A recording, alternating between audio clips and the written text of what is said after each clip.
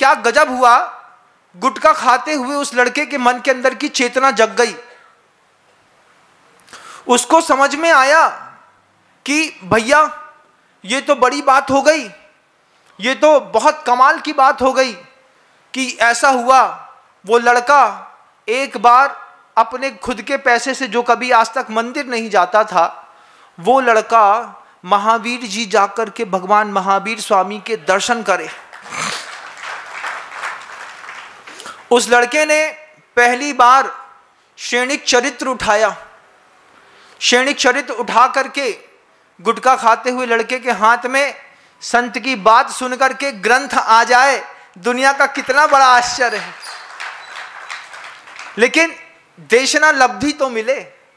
देशना लब्धि के लिए क्षयोपशम लब्धि तो बने, विशुद्धि लब्धि तो बने। वो तो निमित्त था कि रोड पर आकर के साधु ने प्रवचन कर दिया। अगर मंदिर के अंदर प्रवचन हो रहे होते तो शायद उसका प्रारब्ध कभी बदलता ही नहीं। क्यों? क्योंकि उसको मंदिर आना नहीं और साधु को मंदिर से बाहर जाकर के उपदेश देना नहीं। इसलिए सार्वजनिक स्थानों पर समय समय पर समाज के लोग आयोजन करते हैं कि उस आयोजन से किसी मिथ्या दृष्टि की आंखें भी खुल जाएं, वो भी अपना रास्ता खोल ले।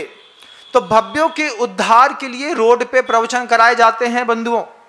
रोड में प्रवचन कराना किसी साधु की पॉपुलैरिटी का उद्देश्य नहीं रहता। मार्ग में, चौराहे पर, विशेष अवसरों पर बाहर पांडाल लगा करके जब उद्बोधन दिए जाते हैं, उन उद्बोधनों से अजैनों के मन के अंदर भी जबरदस्त प्रभाव पड़ता है। महाराज ने शुरुआत कहाँ से की थी? कोई भी जीव, दुनिया में सब जीव भव्य हैं कुछ को छोड़ करके।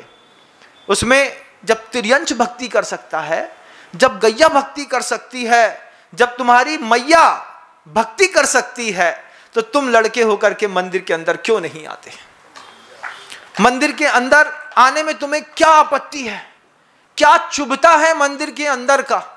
क्या समझ में नहीं आता? सबको समझ में आता है, बस अंदर भक्ति का एक दिया नहीं जला।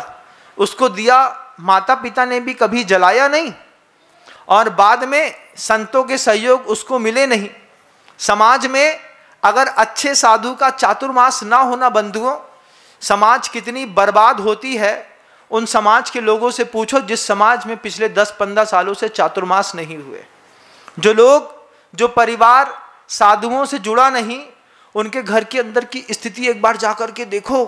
अकूत पैसा है, ऐसी बड़े बड़े भवन बनाए हैं, बियर बार घर के अंदर बनाया, बाप बेटा मिलके दारू पीते, बाप बेटा मिलकर के घर के अंदर नॉनवेज खाते, अंडे का ऑमलेट खाते, बाप बेटा मिलकर के एक ही स्त्री के पीछे पड़ के काम वासना भोग भोगते।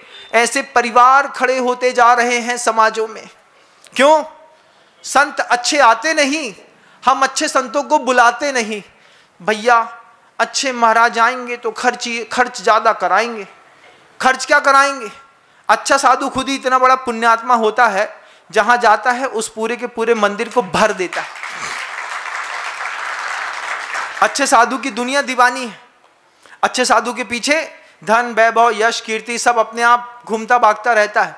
वो जहां खड़े होते हैं, अच्छे साधु कभी समाज का पैसा खर्चा नहीं कराते, बैलेंस शीट हमेशा प्लस में करके जाते हैं। कभी भी आप देखिएगा, आपके यहाँ भी आरिका आई थी, आरिका आई थी तब कुछ नहीं था। आरिका आई तो 1.25 करोड़ रुपया मंदिर को इकट्ठा हो गया। आप सोचते हैं खर्चा होता है, लेकिन साधु के रुकने से, ठीहा में बैठ जाने से बचाव होता है। कई आपत्तियों से समाज बची रहती है, कई आपत्तियों से पूरे के पूरे परिवार और मानसिकताओं से सुरक्षा रहती है। क्या वो साधु थे? थोड़ा सा क्या उपदेश देकर के गए, उस बच्चे की तो जिंदगी पलट दी। महावीर जी गया, महावीर जी को देखा, उसके बाद वो बच्चा उठा, प्रतिदिन माँ को छोड़ने जाता तो मंदिर जाकर के थोड़ा सा अर्घ चढ़ा देता, भगवान को रोज अर्घ चढ़ाता। एक दिन गांव के पंडित जी ने टोक दिया। गांव के पंडित जी बोलते हैं, बेटा जब रोज मंदिर में चावल चढ़ाते ही हो तो कम से कम धुले चावल चढ़ा दे करो। जो चावल तुम घर से लेकर के आए, इनमें मैला छपो है, कितनी गर्दा है, इको पानी में धो दो, धो करके धुले चावल चढ़ा दो। पंडित जी की बात मंदिर के अंदर प्यार से कही गई थी तो समझ में आ गई, तो धुले चावल चढ़ाने का नियम ले लिया। एक दिन एक महिला कहती है, भाई साहब यही चावल में तनक सी केसर मिला लो, पीले पीले बहुत सुंदर दिखत हैं। अब ये एक और स्टेप है, घर के अंदर मंदिर के अंदर घुसो तो कुछ ना कुछ अच्छा तो मिलता है। पहले गंदे चावल चढ़ाते थे तो धुले का नियम ले लिया, धुले चावल चढ़ाने लगे तो एक दिन बाद एक महिला ने कहा कि भैया जो केसर से चावल रंग के देखो कितने सुंदर दिखत हैं। जब सुंदर से केसर से रंगे चावल हाथ में लिए और दष्टम जिनेन भवनम भवताप हारी कह करके 5 पुंज छोड़े तो बड़ी विशुद्धि बढ़ी। बच्चे ने पूजन का नियम ले लिया, हम भगवान का पूजन करेंगे। कौन? जो कल तक गुटखा खाता था, जो कल तक पान के ठेले में खड़ा रहता था, मंदिर नहीं आता था, माँ को मंदिर छोड़ता था लेकिन खुद मंदिर नहीं आता था। संत की एक देशना ने कमाल किया, एक देशना ने।